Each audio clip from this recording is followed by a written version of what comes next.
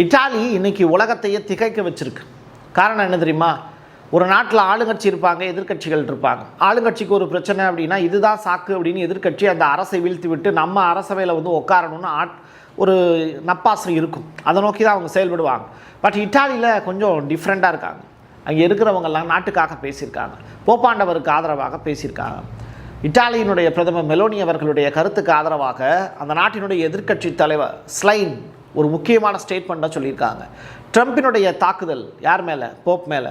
So அதற்கு எதிராக Meloni அவர்கள் ட்ரம்புக்கு எதிராக பேசினாங்க. ஸோ மெலோனிக்கு ஆதரவாக நாடாளுமன்றத்தில் இந்த எதிர்க்கட்சி தலைவர் பேசியிருக்காங்க.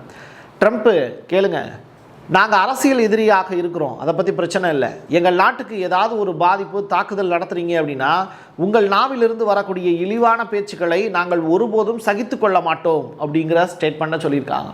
அப்போது நீங்கள் ட்ரம்ப் அப்படிங்கிற நபர் என்ன பேசினாலும் உலகம் ஏற்றுக்குமா அப்படின்னு கேட்டால் அப்படிலாம் கிடையாது தம்பி அப்படிங்கிறாங்க. புரியுதா?